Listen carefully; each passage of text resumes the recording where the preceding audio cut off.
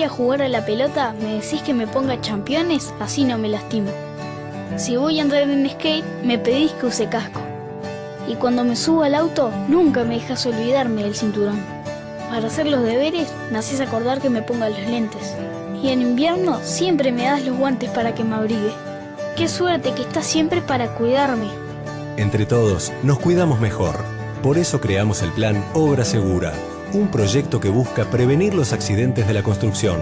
Es una iniciativa de Presidencia de la República, Ministerio de Trabajo y Seguridad Social, trabajadores y empresarios de la construcción, Zunca, cámaras empresariales.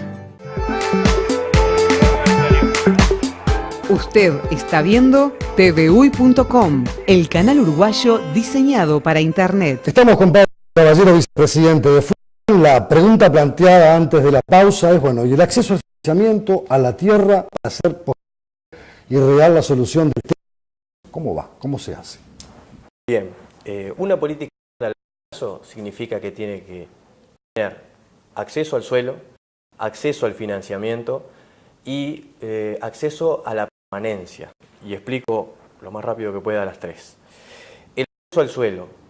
Sin suelo no se construye. En Montevideo hay cartera de tierras, con las trabas burocráticas que tiene la Intendencia, hay que decirlo claramente. En el interior, a pesar de haber una ley de ordenamiento territorial aprobada en el país, no está reglamentada y hay serios inconvenientes para que las intendencias cedan terrenos a las cooperativas para esta solución. El suelo es fundamental.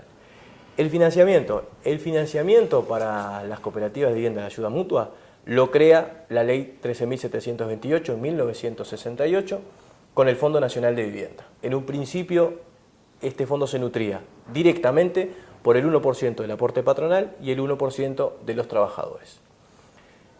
Y eso iba directamente al Fondo Nacional de Vivienda. Durante la dictadura y los gobiernos neoliberales, hasta 1992, a pesar de que esa ley seguía en vigencia, lo recaudado iba a rentas generales y, por supuesto, no iba a la construcción de vivienda de interés social. En 1992 se crea por ley el Ministerio de Vivienda en el gobierno de Lacalle y por esa misma ley el Fondo Nacional de Vivienda pasa a ser Fondo Nacional de Vivienda y Urbanización. Se le da más que hacer, pero a su vez se le quita el 1% del aporte de los patrones. Queda solamente el 1% del aporte de los obreros. Y en la reforma tributaria de 2005 se elimina directamente la asignación directa al fondo y pasa a ser solamente una asignación presupuestal. Ese es uno de los reclamos centrales de la Federación. El Fondo Nacional de Vivienda tiene que volver a tener una asignación de recursos directos porque si no, la buena intención sin dinero no se cumple. ¿Y cómo lo ve el gobierno eso? ¿Cómo lo ve la ministra Muslera? ¿Cómo lo ve el Parlamento? Evidentemente todo lo que sea asignación presupuestal es un problema complicado. Nosotros lo que estamos haciendo hubo un hito muy importante el año pasado. La Federación venía manteniendo un conflicto de 11 años por una reestructura de deuda de cooperativas viejas, de 93 cooperativas construidas principalmente en dictadura, que le habían cambiado el monto de los intereses y habían generado una deuda injusta. Una histórica deuda más. Una deuda histórica. El año pasado, hay que decirlo, este gobierno tuvo voluntad de diálogo, se creó una comisión bipartita de trabajo en donde se llegó a un acuerdo, no fácil, pero se llegó a un acuerdo, se solucionó ese conflicto, entonces aquello de que están debidos no quieren pagar más se terminó y hay que decirlo, la Federación quedó posicionada frente a la institucionalidad de forma diferente. Eso hace que podamos negociar en otros términos, lo cual no quiere decir que negociemos fácil. Nosotros hoy por hoy, para nutrir al Fondo Nacional de Vivienda directamente, lo que estamos diciendo es, hay 60.000 viviendas vacías en Montevideo, 600.000 en el país, pongamos un impuesto a la segunda vivienda vacía.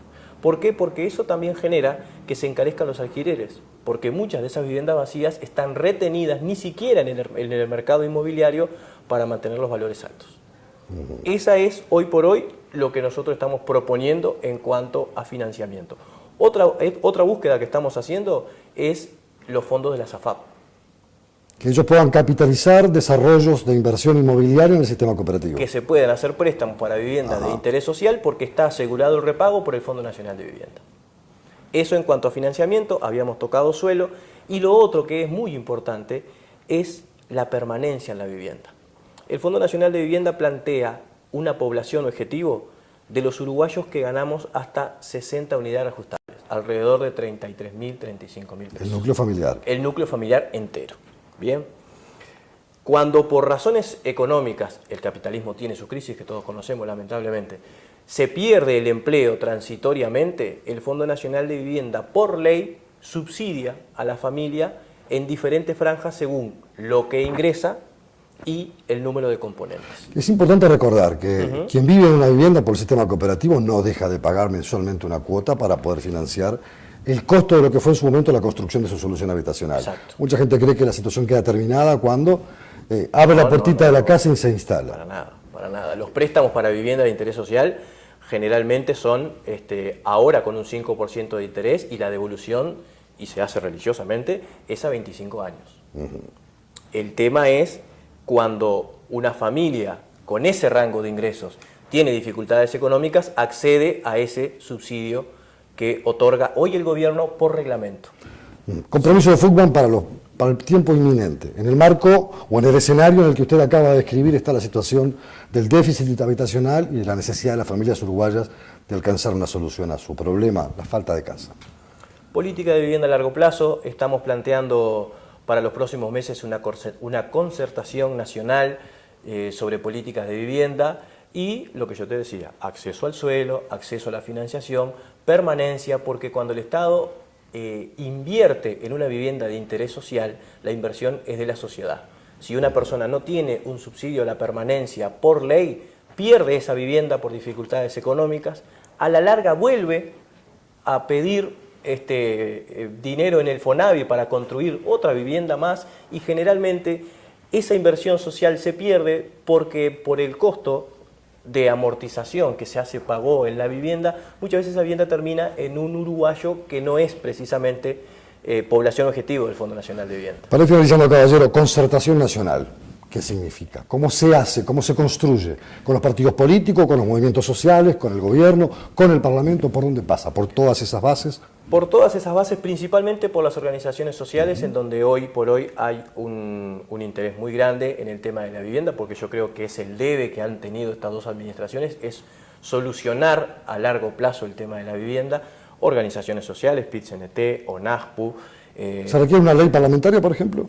No. Yo creo que debería ser un ámbito de discusión, un ámbito de propuesta y después sí, el compromiso final es de los actores políticos en construir realmente una política de Estado para la solución de la vivienda. Pablo Caballero, yo le agradezco muchísimo la gentileza de habernos acompañado. No va a ser la última vez que lo estaremos convocando para conversar sobre estos temas. Le decimos a los amigos televidentes que en instantes llega Nubel Cisneros con la proyección de los datos de la semana, un especialista en la materia. Ya venimos.